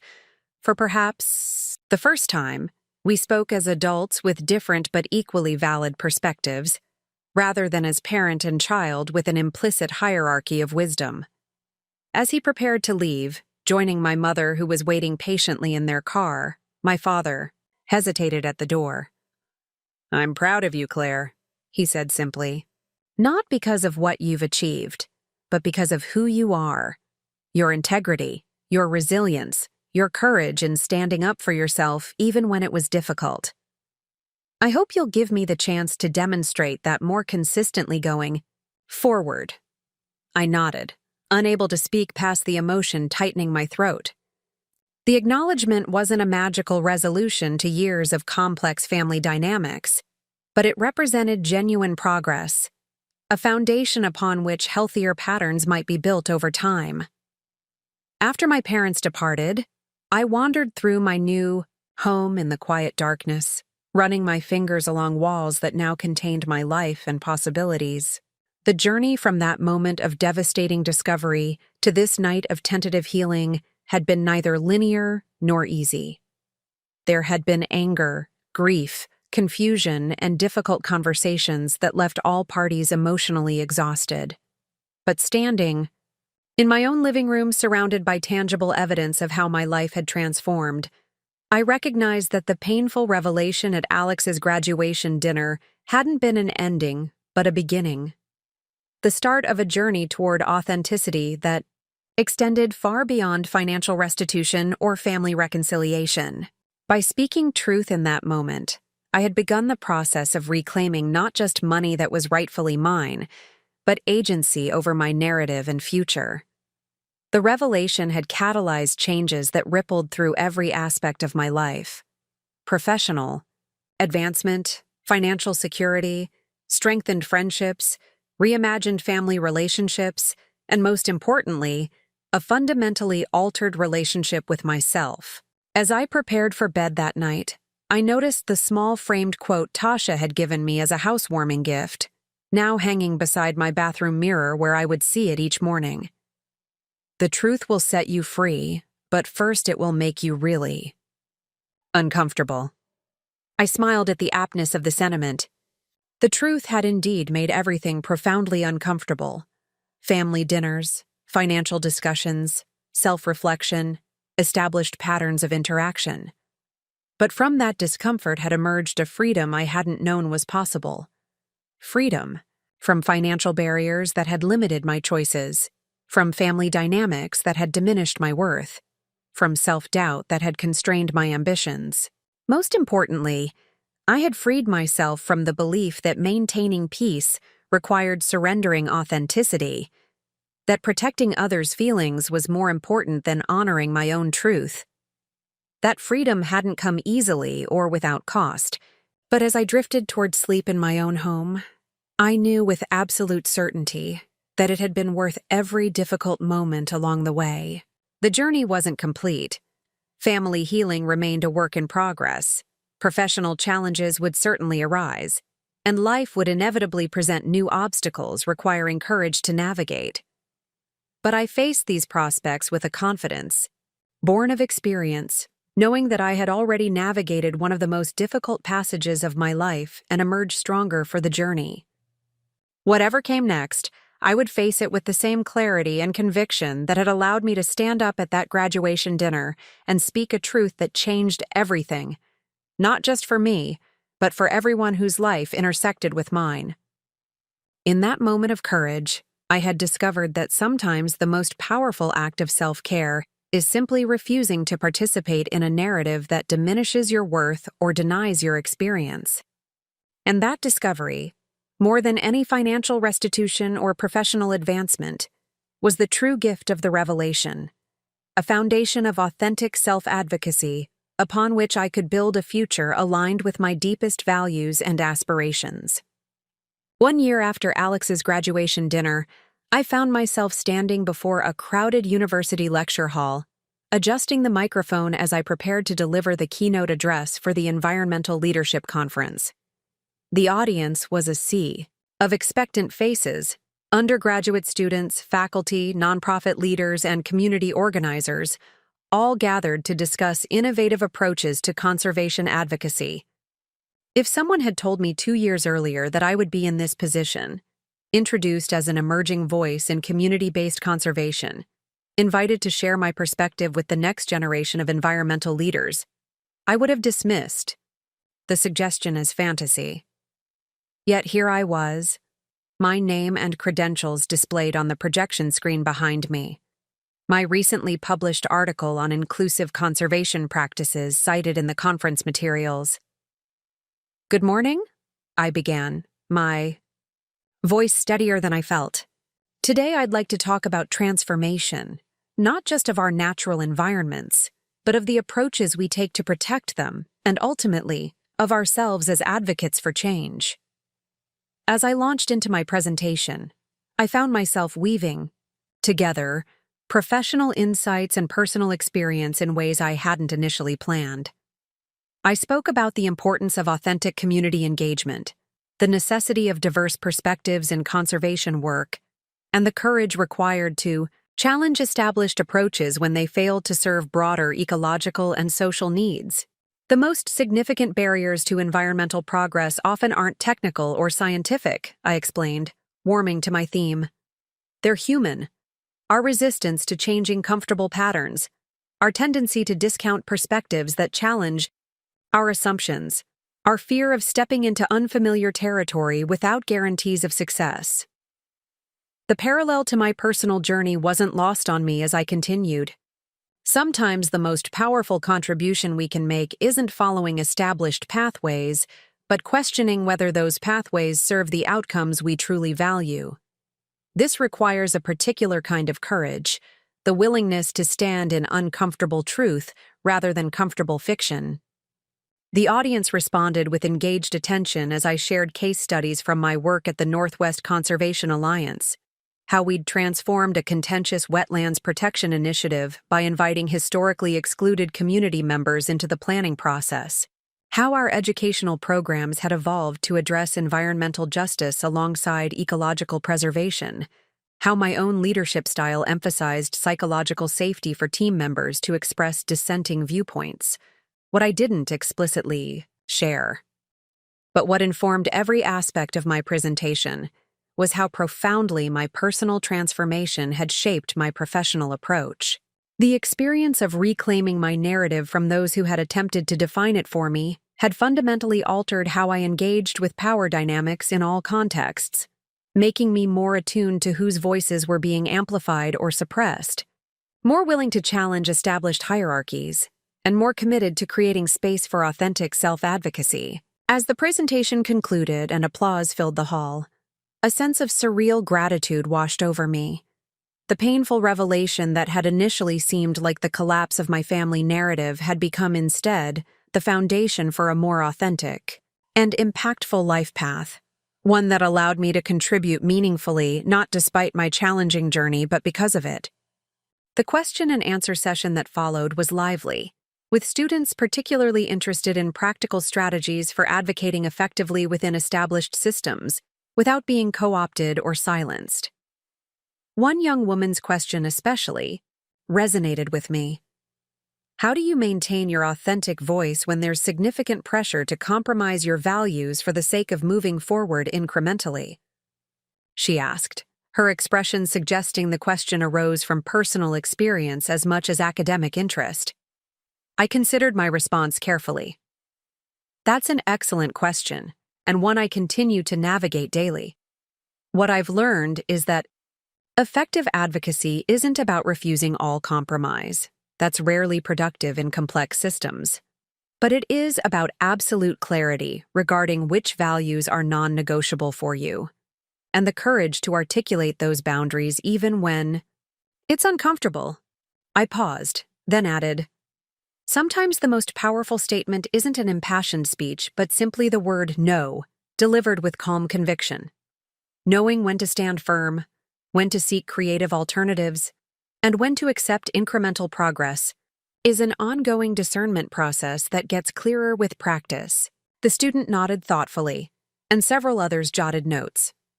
As the session concluded, a cluster of attendees approached with follow-up questions and comments, including a professor who invited me to guest lecture in her environmental policy course the following semester. The professor's card joined several others I'd collected throughout the conference, evidence of expanding professional networks that had developed organically since I stepped more fully into leadership. Later that evening, as I sat in my hotel room preparing for the following day's conference sessions, I received a text from Alex. How'd the big speech go? Knock 'em dead with your brilliant insights on community conservation? I smiled, typing, back. It went really well. Engaged audience, great questions, potential guest lecture opportunity. How was your day saving lives and being generally heroic? His response appeared quickly. Just the usual, caught a rare cardiac anomaly that 3 other doctors missed. No big deal. All in a day's work for your genius kid brother. The playful banter made me laugh out loud. Our relationship had evolved to include this kind of light-hearted mutual admiration, genuine appreciation for each other's accomplishments without the comparative framework our parents had imposed throughout our childhood. Alex's professional path had developed in parallel to my own transformation. After completing his residency, he had indeed accepted the position with the nonprofit medical clinic, choosing purpose over prestige despite our parents' initial reservations. He'd recently been appointed medical director, implementing innovative, approaches to community healthcare that emphasized preventive care and patient advocacy. My phone chimed again with another message from Alex. Serious question, though. Have you thought about Mom's birthday dinner next week? Dad's being weirdly secretive about plans. I sighed, contemplating the complexity of family gatherings that remained despite our significant progress in rebuilding relationships. While therapy had helped establish healthier communication patterns and clearer boundaries, certain dynamics still required intentional navigation. I'm bringing that coastal vineyard Chardonnay she liked at Christmas, I replied, and prepared for Dad's traditional spontaneous toast that he's actually been refining for weeks. Alex responded with a laughing emoji. Some things never change. See you there, sis. Setting down my phone, I moved to the hotel window that overlooked the university campus. Students crossed the central quad in the evening light, their futures still unfolding before them, their paths not yet determined. I found myself wondering how many were struggling with external expectations that conflicted with their authentic aspirations. How many were making choices based on others' definitions of success rather than their own? The thought brought me back to the conference theme, Cultivating Leadership for a Sustainable Future. In my presentation, I had emphasized that effective environmental leadership requires empowering diverse voices rather than imposing singular visions. But I hadn't explicitly addressed what I now recognized as equally important: empowering one's own authentic voice against pressures to conform to others' expectations. Perhaps that was the most valuable insight I could offer, not just as an environmental director, but as someone who had navigated the difficult territory of reclaiming personal agency after years of accommodation. The courage to advocate for ecological systems in crisis had developed through the same inner resources that had allowed me to advocate for myself when necessary. I made a note to incorporate this perspective into tomorrow's panel discussion on mentoring early career conservationists. The professional and personal weren't separate domains, but intertwined aspects of authentic leadership, something I wished someone had helped me understand earlier in my own journey. The following morning, I joined 3 other environmental professionals for a breakfast meeting before our panel. The conversation turned to the challenges of nonprofit leadership, particularly the delicate balance between addressing immediate community needs and pursuing longer-term systemic change. The hardest part for me, admitted Janelle, an experienced conservation director from Oregon, is maintaining perspective when funding pressures pull us toward more conservative approaches.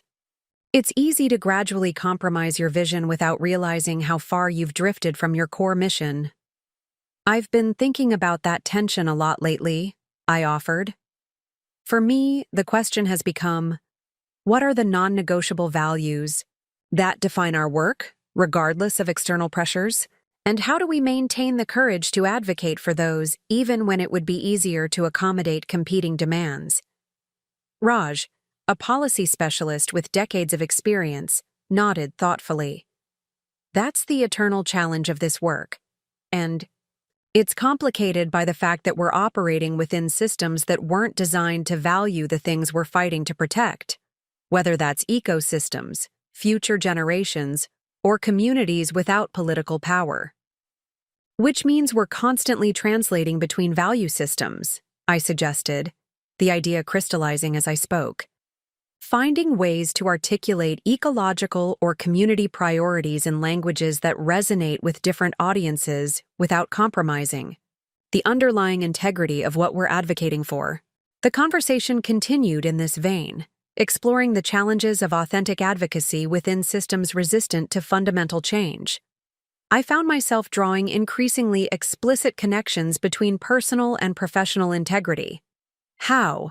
The capacity to maintain clear boundaries in one's personal life strengthened the ability to maintain ethical clarity in professional contexts. By the time we joined the larger panel, I felt a renewed clarity about my contribution to the discussion. When asked about my approach to mentoring emerging environmental leaders, I spoke directly about the connection between personal authenticity and professional effectiveness. The most valuable thing I can offer those entering this field isn't just technical knowledge or professional connections, I explained. It's encouragement to develop the internal compass that allows them to navigate complex ethical terrain without losing sight of their core values. That compass is calibrated through experience, particularly through navigating situations where maintaining integrity requires courage rather than compliance. As the conference concluded that afternoon, I found myself in conversation with Sierra, the student who had asked the powerful question about maintaining authentic voice under pressure to compromise. She approached as I was gathering my materials, her expression both determined and uncertain. "Your answer yesterday really stayed with me," she said, "especially what you said about clarity regarding non-negotiable values. I'm struggling with that right now in my graduate program." She went on to explain that her department was pursuing research funding from a corporation with a questionable environmental record, creating tension between academic opportunity and ethical concerns about legitimizing the company's practices. "I want to speak up," she admitted, "but I'm worried about potential repercussions for my academic future. The department chair has made it clear that securing this funding is a priority, and several faculty have suggested that those with concerns should focus on their studies, rather than questioning institutional decisions." The situation she described resonated deeply with my own experience of having legitimate concerns dismissed by authority figures with different priorities. But unlike my younger self, Sierra was actively seeking guidance about how to advocate effectively, rather than automatically deferring to established power structures. "What would you do in my position?" she asked directly. I considered her question carefully, recognizing both the genuine ethical dilemma and the significant power differential she was navigating as a student. "I can't tell you exactly what choice to make," I said finally, "because the potential consequences affect your life, not mine. But I can share some principles that have helped me navigate similar situations." I suggested that she clarify her specific concerns about the corporate partnership, research whether other students and faculty shared her perspective, and consider whether there were ways to raise questions that focused on academic integrity rather than making the issue personally adversarial. Sometimes effective advocacy isn't about dramatic confrontation, but about asking thoughtful questions that invite others to reflect on implications they may not have considered, I explained.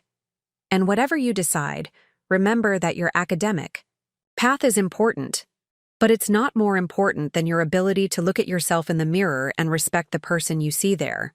Sierra nodded, her expression shifting from uncertainty to thoughtful determination. "Thank you for taking this seriously," she said. "Some people I've talked to act like having ethical concerns about funding sources is naive or idealistic, like pragmatism requires abandoning principles. That false dichotomy between idealism and pragmatism is how systems perpetuate harmful practices," I replied. "Real pragmatism includes accounting for the long-term costs of compromised integrity, not just short-term benefits of compliance." As we parted ways, I gave Sierra my business card, inviting her to stay in touch and let me know how things developed in her department. Walking toward the parking lot where my rental car waited, I reflected on how differently I might have responded to her situation just 2 years earlier, likely encouraging accommodation rather than thoughtful advocacy, prioritizing institutional approval over ethical clarity. The evolution in my perspective hadn't happened overnight. It had developed through the difficult process of recognizing when accommodation became self-betrayal, when silence perpetuated rather than resolved harmful dynamics, when speaking uncomfortable, truth created possibility for authentic resolution rather than merely disrupting surface harmony. That evening, as I boarded my flight home, I found myself composing mental notes for a potential book project, something I'd been considering for months but hadn't yet committed to pursuing. The conference conversations had clarified my thinking about the intersection of personal and professional advocacy, particularly how the courage cultivated in one domain strengthened effectiveness in the other. Perhaps I could create a resource for others navigating similar territory, those questioning whether their discomfort with established patterns reflected personal deficiency or legitimate ethical concerns, those seeking to advocate effectively, without becoming either ineffectually confrontational or compromisingly accommodating. By the time the plane landed, I'd outlined the central thesis and chapter structure, excitement building about this new avenue for extending the insights I'd gained through my own journey. The project would represent another step in transforming painful experience into meaningful contribution, not by diminishing the difficulty of what I'd navigated, but by extracting wisdom that might illuminate others' paths. As I drove home from the airport, I found myself reflecting on the upcoming birthday dinner for my mother, a family gathering that would have filled me with tension and resentment 2 years earlier, but now represented an opportunity for continued healing and recalibrated relationships. The process hadn't been linear or simple. There had been difficult conversations, painful acknowledgments, tentative steps toward trust, followed by moments of renewed tension when old patterns resurfaced. Family therapy had provided structure, but not instant resolution. The work of rebuilding. Relationships damaged by long-standing patterns required sustained effort from all involved. My parents had demonstrated genuine commitment to that effort, though in characteristically different ways. My mother had embraced the emotional work of therapy with surprising openness, developing greater awareness of how her childhood experiences had shaped her parenting patterns, and working to create more authentic connection uninhibited by performance or expectation. My father had struggled more with the therapeutic process, but had made meaningful changes in his behavior, listening more attentively when I shared professional developments, asking questions that reflected genuine interest rather than evaluation, and perhaps most significantly, respecting boundaries I established rather than attempting to override them with patriarchal authority. The most profound shift, however, wasn't in their behavior, but in my response to it. Where once I had oriented my choices around seeking their approval or avoiding their disappointment, I now engaged from a place of secure self-definition. I could appreciate their evolving perspectives without requiring their validation to trust my own judgment. This recalibrated relationship allowed for both meaningful connection and appropriate distance, the foundation for adult family bonds characterized by mutual respect rather than dependency or obligation. We hadn't achieved perfect understanding or erased the impact of past patterns, but we had established healthier dynamics that allowed for ongoing growth rather than perpetuating harmful cycles. Arriving home, I was greeted by the sight of my small house illuminated against the darkening evening sky. The property had evolved significantly over the past year, reflecting both my aesthetic preferences and practical values. Native plants thrived in the front yard, providing habitat for pollinators while requiring minimal water. Solar panels on the south-facing roof generated much of my electricity needs. Inside, the spaces balanced comfort with mindful simplicity, quality furnishings chosen for longevity rather than trend, art that reflected genuine connection to place and community. This home represented more than shelter or investment. It embodied the integration of values and actions that characterized my reconstructed life, a physical manifestation of choices made from authentic priority rather than external expectation or financial constraint. As I unpacked my conference materials and prepared for the week ahead, I received an email notification that would add another dimension to the continuing ripple effects of my journey. The subject line read, "Invitation to join Environmental. Justice Advisory Board." The message came from the state's Department of Environmental Quality, inviting me to serve on a newly established board focused on ensuring that environmental policies and enforcement addressed historically marginalized communities' needs and concerns. The appointment would bring my perspective to state-level policy discussions while creating opportunities to advocate for inclusive approaches to conservation and environmental protection. This invitation represented external recognition of the expertise and perspective I'd developed, not just through formal education or professional experience, but through the process of navigating systems while maintaining authentic voice. My journey from accommodation to advocacy had developed capacities now valued in broader contexts than I could have anticipated. I drafted an acceptance email, scheduling a call to discuss specifics before making a final commitment. As I worked, I noticed a text message from my grandmother that had arrived while I was flying. "Just confirming Sunday brunch before your mother's birthday dinner. I have something important to discuss with you. Nothing worrying, actually quite positive. Love you, Grandma M." I responded, confirming our plans, curious about what she wanted to discuss. My grandmother had been a steadfast ally throughout the family reconfiguration process, maintaining clear perspective on the distinction between supporting reconciliation and excusing harmful patterns. Her moral clarity had provided a touchstone during periods when the emotional complexity of healing threatened to obscure ethical boundaries. Completing my evening routine, I found myself contemplating how differently I would approach my mother's birthday celebration compared to family gatherings of the past. Rather than bracing for subtle comparisons between Alex's accomplishments and my perceived shortcomings, I would attend as an adult with established professional identity and personal boundaries, capable of genuine celebration uncomplicated by resentment or insecurity. This transformation reflected the most significant outcome of the revelation at Alex's graduation dinner, not the financial restitution or professional opportunities that followed, but the fundamental reclamation of personal agency that altered my relationship with myself and others. By speaking truth in that moment, I had initiated a process that extended far beyond addressing a specific injustice to reshaping my entire approach to life. Sunday brunch with my grandmother took place at her favorite local cafe, where she was greeted by name and shown to her table by the window overlooking a small garden courtyard. At 83, she maintained the elegant composure and sharp intellect that had characterized her throughout my life, though she moved more carefully than in years past. After ordering and exchanging updates about our recent activities, she reached for her handbag and withdrew a legal-sized envelope. "Claire," she began, her tone warm but serious, "I've been thinking a great deal about legacy lately.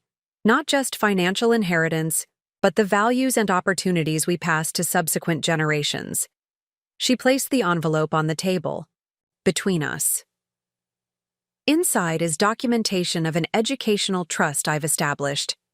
The funds are specifically designated to support young women pursuing environmental science and conservation careers, with emphasis on those facing financial barriers to higher education." I looked at her in surprise as she continued. "The trust will eventually be quite substantial. I've redirected the majority of what would have been your parents' inheritance, as I mentioned might happen after the situation with your college fund came to light. But the immediate news," she added, "is that I'd like you to serve as an advisor to the scholarship committee, helping establish selection criteria and review applications.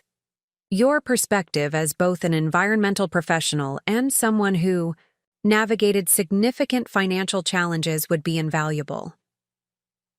The invitation represented something profound, not just practical involvement with a worthy initiative, but recognition of how my challenging path had developed expertise and insight worth sharing. My grandmother was acknowledging that the very difficulties I'd faced qualified me to help others navigate similar terrain more successfully. "I would be honored," I said sincerely, "though I'm still processing the scale of what you're describing. This could help so many young women pursue environmental careers without the financial barriers I encountered." "That's precisely the point," my grandmother replied. "Your situation illuminated something I should have recognized sooner: how financial constraints limit not just individual opportunity, but broader societal benefit from diverse voices in critical fields. Your advocacy work has already demonstrated the importance of those voices. This trust extends that impact across generations." We spent the remainder of brunch discussing practical aspects of the trust's structure and my advisory role, my excitement growing as I considered the potential impact of supporting emerging environmental leaders from underrepresented backgrounds. The initiative represented another avenue through which my personal journey could create broader positive change. transforming individual adversity into collective opportunity. That evening, as family gathered to celebrate my mother's birthday at my parents' home, I observed the subtle but significant shifts in our interactions. My father, greeting guests at the door, demonstrated genuine warmth rather than the performance of host duties that had characterized earlier gatherings. My mother moved through conversations with authentic interest rather than social strategy, engaging each person as an individual rather than according to some mental hierarchy of importance. Alex arrived with his new partner, Jordan, a passionate, public health advocate whose commitment to community well-being aligned perfectly with Alex's evolving medical practice. Their relationship reflected another dimension of our family's transformation: Alex's increased comfort pursuing authentic connection rather than relationships that fulfilled parental expectations about suitable matches for a promising young doctor. As dinner progressed, I found myself engaged in surprisingly substantive conversation with my Uncle Robert about the environmental trust my grandmother had established. His financial expertise provided valuable perspective on sustainability strategies for the endowment, while his questions about my advisory role demonstrated genuine respect for my professional judgment. "You know," he commented at one point, "watching your journey over these past 2 years has made me reconsider some assumptions about my own children's paths. My daughter Julia is passionate about documentary filmmaking, something I initially discouraged as impractical. But seeing how your commitment to purpose-driven work has created both personal fulfillment and professional impact has helped me recognize my short-sightedness." This ripple effect, how my journey had influenced not just my immediate family but extended relational networks, continued to surprise me. By standing in my truth and navigating the difficult aftermath with integrity, I had inadvertently modeled possibilities that others found valuable for their own relationships and choices. When the time came for my father's traditional birthday toast, I braced myself out of habit, expecting the carefully constructed speech that would inevitably include subtle hierarchies of accomplishment and approval. Instead, he rose and spoke with uncharacteristic simplicity. "I'd like to toast Ellen on her 65th birthday," he began, his gaze meeting my mother's with genuine warmth. Not with elaborate words about achievements or milestones, but with simple gratitude for your presence in our lives and your courage in growing alongside us as we learn better ways to love each other. He raised his glass, adding, "To authentic connection over perfect appearance, to growing through challenges rather than avoiding them, and to the joy of celebrating who we truly are rather than who we think we should be." The toast captured the essence of our family's ongoing transformation. Not a completed journey, but a committed process of creating healthier patterns characterized by authenticity rather than performance, mutual respect rather than hierarchical evaluation. As glasses clinked around the table, I caught Alex's eye across the gathering. His slight nod acknowledged what we both recognized, that while the path had been neither easy nor linear, the difficult truth spoken at his graduation dinner had ultimately created possibility for genuine healing rather than merely disrupting surface harmony. Later that evening, as guests began departing and family members moved through the rituals of birthday celebration conclusion, my mother drew me aside for a moment of private conversation on the back porch, the same space where my father and I had shared our significant reconciliation discussion months earlier. "I wanted to tell you something," she said, her expression thoughtful in the soft porch lighting. "I had lunch with Diane Peterson last week. You remember, my college roommate who became an art therapist?" I nodded, recalling the woman who had occasionally visited during my childhood, always bringing interesting creative projects and engaging us in conversations about our dreams rather than our accomplishments. "She's developing a program for mothers and daughters focused on breaking unhealthy generational patterns," my mother continued, and she asked if I would consider co-facilitating some sessions, sharing insights from our family's experience navigating the aftermath of harmful patterns that had become normalized. The invitation represented something significant, external validation that our difficult family work held value beyond our immediate healing, that the insights gained through painful reconciliation might illuminate paths for others navigating similar territory. "What did you tell her?" I asked, curious about my mother's response to this unexpected opportunity. "I said I'd need to discuss it with you and Alex first," she replied. "This is our shared story, not just mine to tell. And while I believe there's value in sharing what we've learned, I wouldn't consider it without your blessing." Her response embodied one of the most meaningful changes in our reconstructed relationship: recognition of appropriate boundaries and consistent respect for my agency rather than presumption of access or authorization. The mother who had once made unilateral decisions affecting my financial future now sought explicit permission before sharing aspects of our family narrative, even in potentially helpful contexts. "I appreciate you asking," I said sincerely. "I'd like to think about it, but my initial reaction is positive. There's something powerful about transforming difficult experiences into resources that might help others avoid similar patterns." She nodded, satisfaction evident in her expression. "That's what I thought you might say. You've always had that capacity to find meaning in challenge, to create something constructive from difficult circumstances. I just wasn't always wise enough to recognize or value that quality." The acknowledgement wasn't offered as self-flagellation, but as honest recognition. Part of the ongoing process of seeing each other more clearly, without the distorting lenses of expectation or comparison that had characterized our relationship for so long.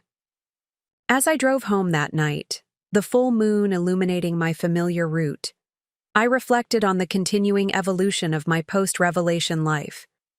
The initial dramatic changes, financial recovery, professional advancement, relational reconfiguration, had stabilized into sustainable patterns characterized by authenticity, appropriate boundaries, and purposeful engagement. But perhaps the most significant transformation was internal, the fundamental shift from defining my worth through others' assessment to recognizing my inherent value independent of external validation. This shift had altered not just how I engaged with family dynamics, but how I navigated all aspects of life, from professional challenges to community involvement to personal relationships. The revelation at Alex's graduation dinner hadn't been just about financial deception or familial betrayal. It had been a catalyst for reclaiming authorship of my own narrative, rejecting imposed limitations, questioning inherited assumptions about success and value, and establishing life patterns aligned with authentic priority rather than external expectation. That reclamation continued to generate ripple effects extending far beyond my individual circumstances, influencing family patterns, professional contributions, community initiatives, and potentially even broader societal conversations through the Educational Trust, Advisory Board Service, and book project now taking shape. What had begun as a painful moment of truth-telling had evolved into an ongoing process of transformation, not just personal healing but generative contribution that might illuminate paths for others navigating similar territory.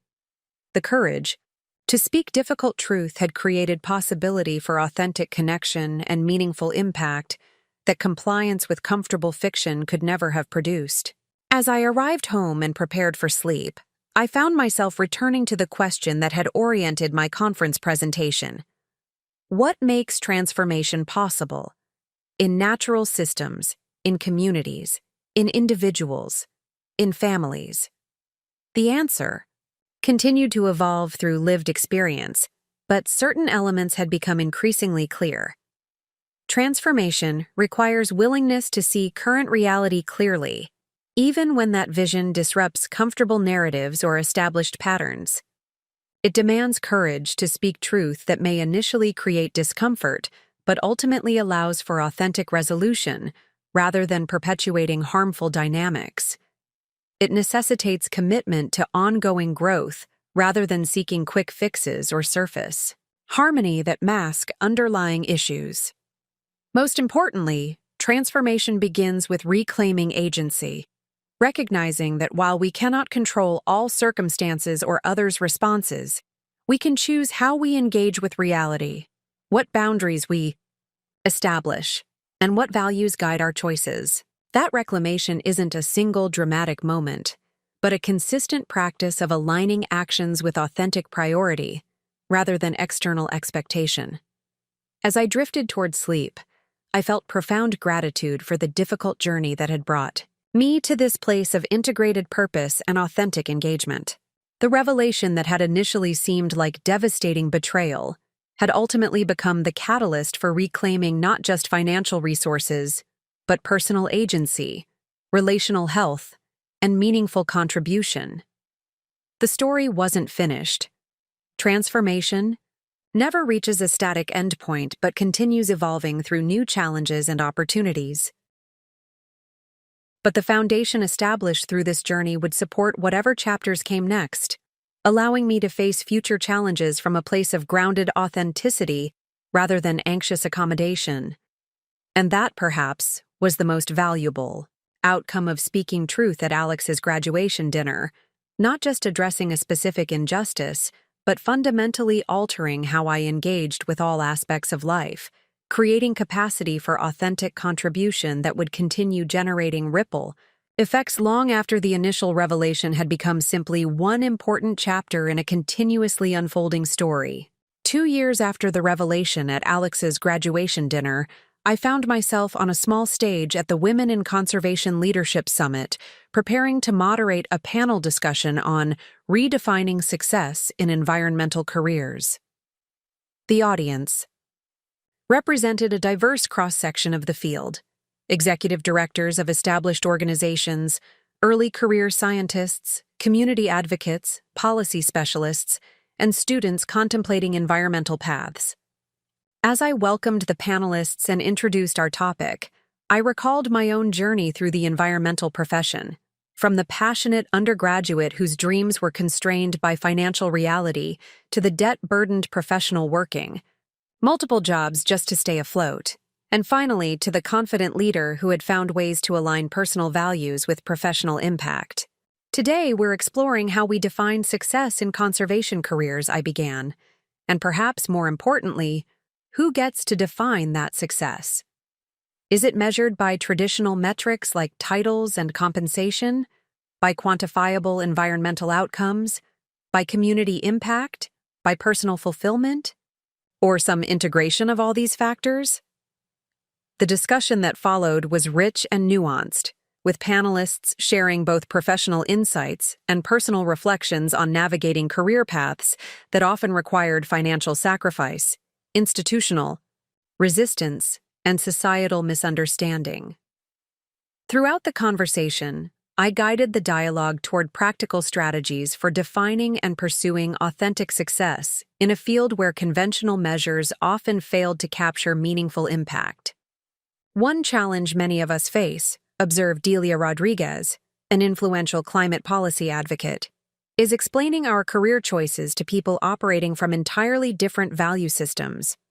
My family still doesn't understand why I declined a lucrative corporate environmental compliance role to work on community-centered climate initiatives with half the salary. Her comment resonated deeply, reminding me of countless uncomfortable conversations with my parents about my career. Choices before our family reconciliation process had created space for mutual understanding. How have you navigated those conversations? I asked, genuinely curious about her approach. I've learned to translate between value systems, she replied thoughtfully. Rather than arguing that my priorities are superior, I focus on finding points of connection. My family values stability and security, so I emphasize how my work creates long-term stability for vulnerable communities. It doesn't resolve all the tension, but it establishes some common ground. As the panel concluded and audience members approached with follow-up questions, I noticed a familiar face waiting patiently at the edge of the group. Sierra, the graduate student I'd advised about ethical concerns regarding corporate research, funding during the Environmental Leadership Conference a year earlier. When the crowd finally dispersed, she stepped forward with a warm smile. I wasn't sure you'd remember me, she began. Of course I do, I assured her. Did you ever resolve that situation with your department's corporate partnership? That's actually why I wanted to speak with you, she said, her expression brightening. Your advice about focusing on academic integrity and building coalition rather than making it a personal confrontation was incredibly helpful. I organized a group of concerned students and faculty to develop ethical guidelines for research partnerships, which the department ultimately adopted. The outcome she described represented exactly the kind of constructive advocacy I had encouraged, addressing legitimate concerns through collaborative problem-solving rather than either silent accommodation or ineffective confrontation. That's outstanding, I said sincerely. You transformed a potential conflict into an opportunity for institutional improvement. It changed my entire approach to advocacy, Sierra continued. I realized I could be effective without being adversarial, and that asking thoughtful questions often accomplishes more than making accusations.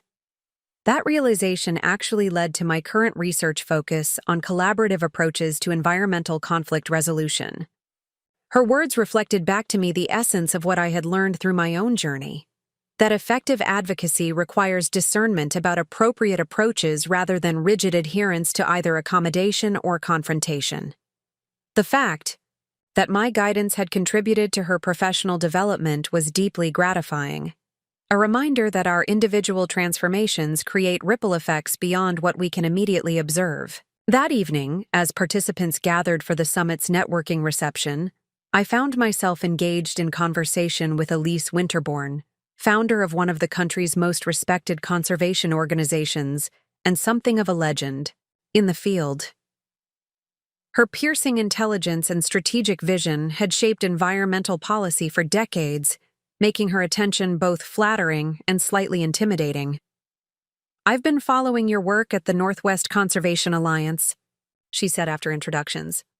Your community engagement initiatives, particularly the urban conservation projects involving historically marginalized neighborhoods, have caught my attention.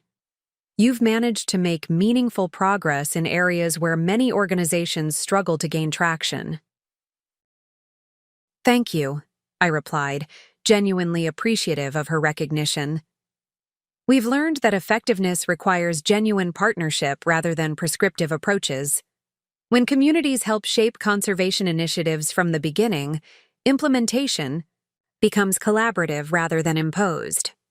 Precisely, she nodded approvingly, which is why I'd like to discuss a potential opportunity with you.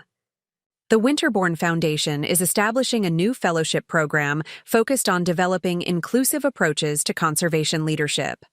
We're assembling an advisory council to help shape the program's structure and selection criteria.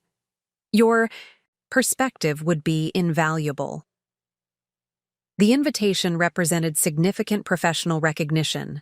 Association with Winterbourne's foundation would connect me with influential leaders throughout the environmental movement while creating opportunities to shape how future generations approached conservation leadership.